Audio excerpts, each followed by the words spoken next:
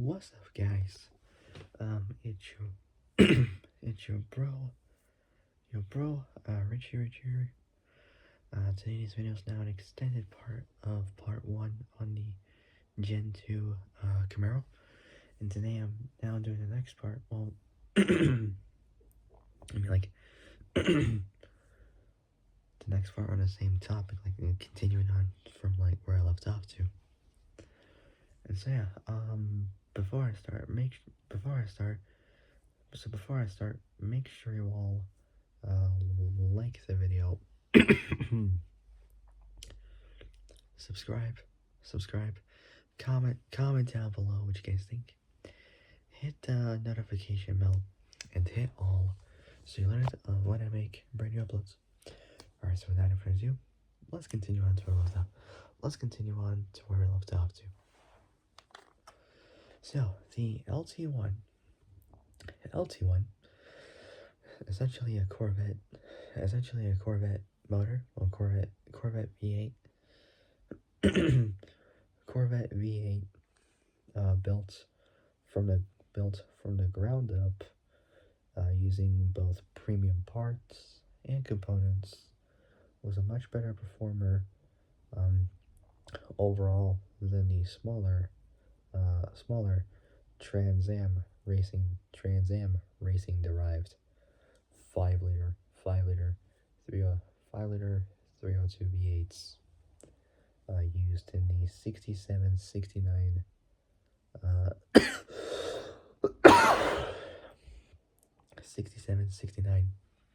Z28s. Greater torque, NLS, radical cam, coupled to a 780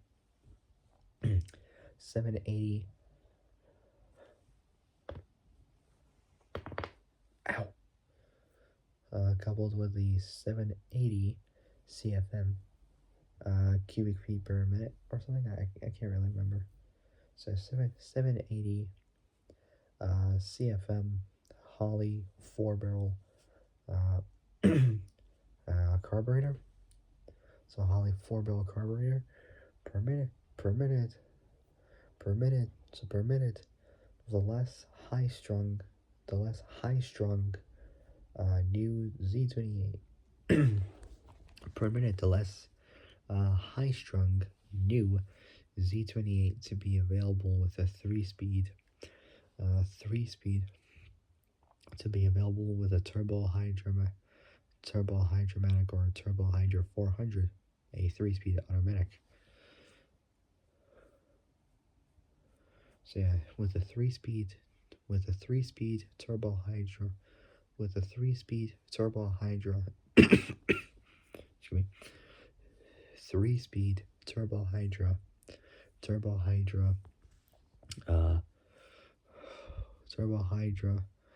400 automatic as an option to the 4-speed manual for the first time. The new body style the new body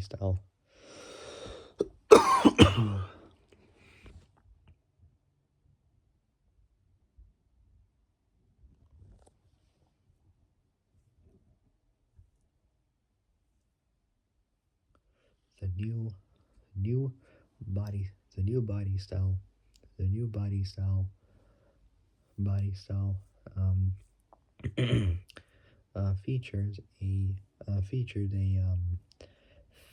fastback roofline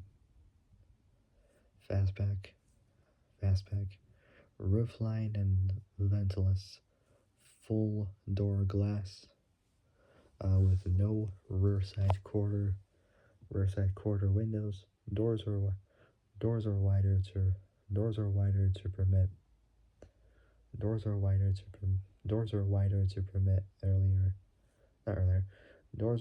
permit easier access to the rear seat, and new pull-up handles replaced the older ones, for which the lower button button has to be pushed in. So pushed in to open the door. Weird. The roof was a new double double shield, not shield, double shell or twin shell unit for improved rollover protection. So rollover protection and noise reduction. So it's more protected if it rolls over in a crash, and it won't make too much noise, which just reduce the amount of noise. So both rollover protection and noise reduction. Pretty cool. The base model featured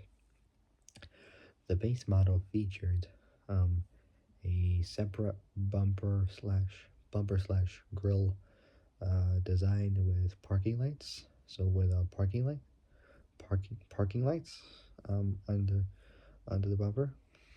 Pretty cool. While the RS option included a distinctive grille surrounded by a flexible Endura material along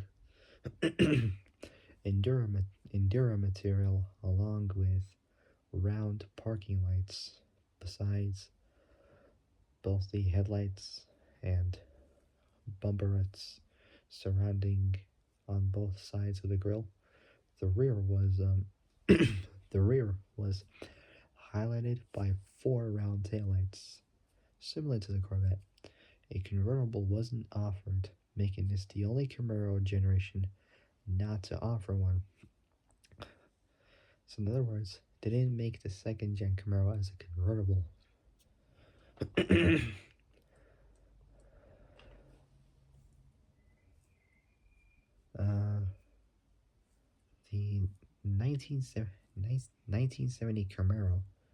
1970 Camaro was the first Camaro offered with a rear stabilizer bar. A rear stabilizer bar. The 4-wheel brake rotor option or disc brake option, RPO JL8 of 1969 was dropped. Inside, like the interior, a new curved instrument panel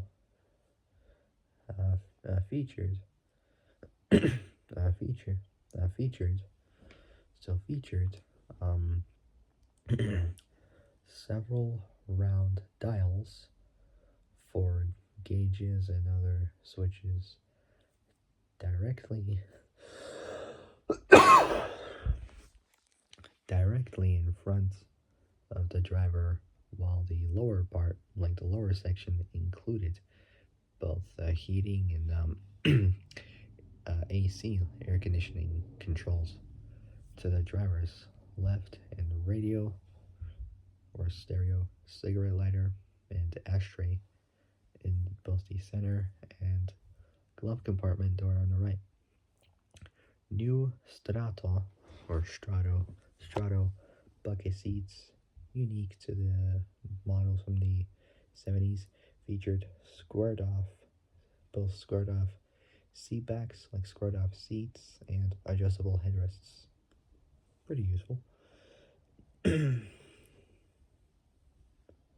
So, adjustable headrests for bucket seats. What? That's kind of odd. Bucket seats don't normally have like adjustable headrests.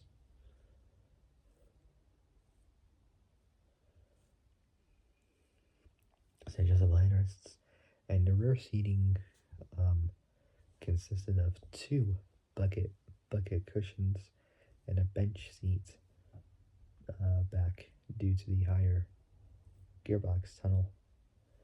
The optional center console with the standard Hurst shifter was now integrated into the lower dash with small storage area Either a small storage area, so lower dashboard with small storage area, either that or optional stereo tape player. It's like a cassette, like a cassette, um, like a cassette player where you just put it in a stereo, like a stereo cassette tape player or something like that. Like you don't really see cars with cassette players that much. Like wow, back in those times they were just cool. Now, I don't know. Like I miss those old times. Like optional stereo tape players, like the cassette players. They were just super cool. Like the main car that I could think of with a cassette player was like the '90s E-Class Mercedes, which used to be a taxi cab in Germany. You can tell because of the beige color. That used to be a cab in Germany. Pretty cool. Anyways, the standard interior. So standard interior featured both all vinyl upholstery, all vinyl upholstery, and all vinyl upholstery, and a matte black dashboard finish, while an optional, while an optional custom interior came with upgraded upgraded cloth, upgraded cloth or vinyl upholstery, and both wood grain trim on both the dash and the center console. The 1970 model, so the 1970 model was introduced to the assembly plants in February 1970. It's like the very early 70s, halfway through the model year. So halfway through the model year.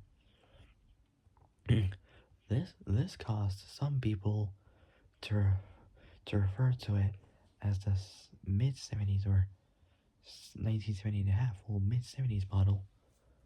All of our 1970 models. The 1970 model year cars are generally regarded as the most desirable of the early Gen 2 Camaros. Since the performance following years were unfortunately reduced. So unfortunately reduced by the stupid automobile emissions control systems of the period, and later the addition of heavy federally mandated bumpers.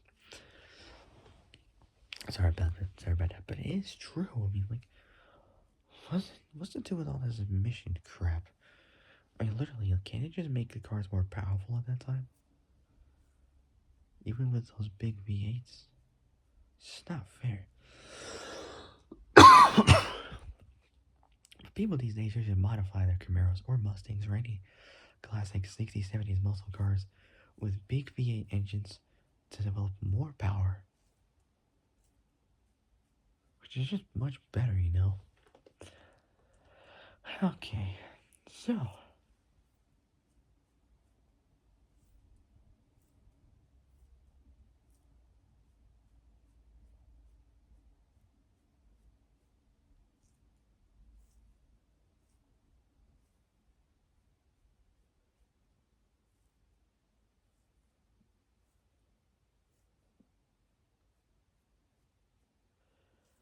what I'm gonna do is I'm gonna do like 2 different years of the Camaro for each video, just to make it like, just so it doesn't take too long. Alright, next up I'll do is 1971. So the 71 Camaro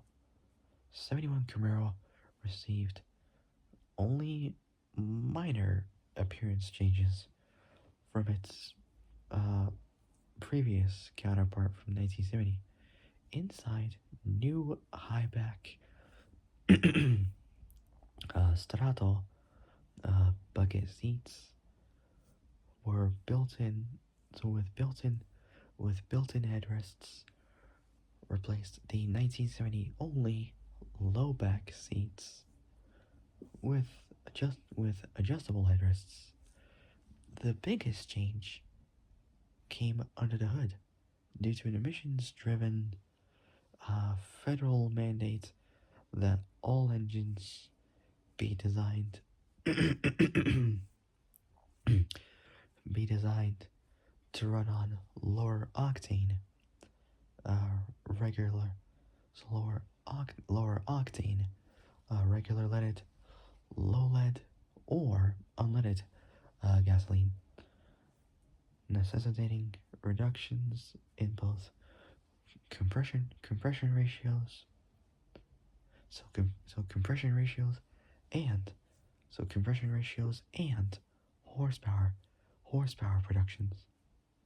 So horsepower production. The 4.1 liter 250 inline 6, 5 liter 307 V8s, and the two barrel 5.7 liter. So the 5.7 liter 350 V8 with a 2-barrel carburetor were virtually unchanged. They're virtually unchanged, so just completely standard, as they were low compression, regular fuel motors, or engines in 1970 and in previous years as well. The 5.7 liter 350 350 LT1. So the 5.7 liter LT1 350 V8 used in the Z28 dropped by just only 30 horsepower. It's not that bad. From 360, that's SAE gross. Well, both of them are SAE gross. From 360 to 330. That's SAE gross. For SAE net, it's around 275 horsepower. Due to the compression ratio decrease from 11 to 1 to 10.3 to 1. So 0.7 less than previously. So the higher the compression ratio goes, the more power you'll start to get. So due to the compression ratio decrease from 11 to 1 to 10.3 to 1. The 6.5 liter, I believe it's 6.5, 396 V8, the same engine that was used in the first gen Camaro, from I believe 1967 to 1968. So the 6.5 liter 396 V8 dropped from 350 to just 300 horsepower as SAE gross. Well, SAE net is 260 horsepower due to, again, a compression ratio drop from 10.25 to 1 to a colossally decreased 8.5 to 1. So that is around 1.75 less than previous, I believe.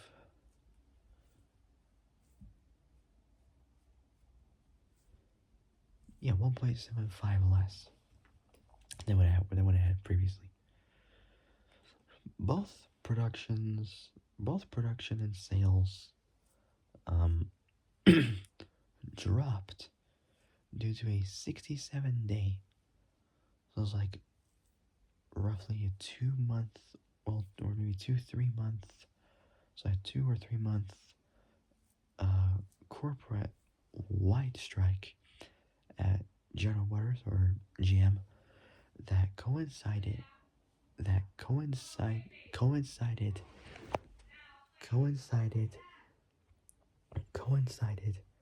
with the intro of the 1971 models.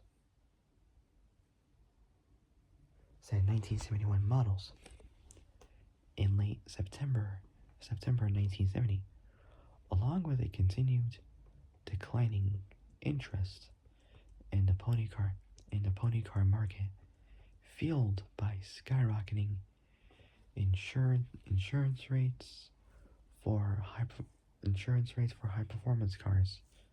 Say for high performance cars. So high performance cars.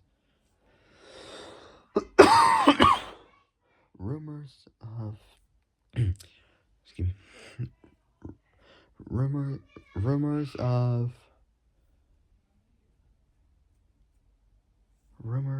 the possible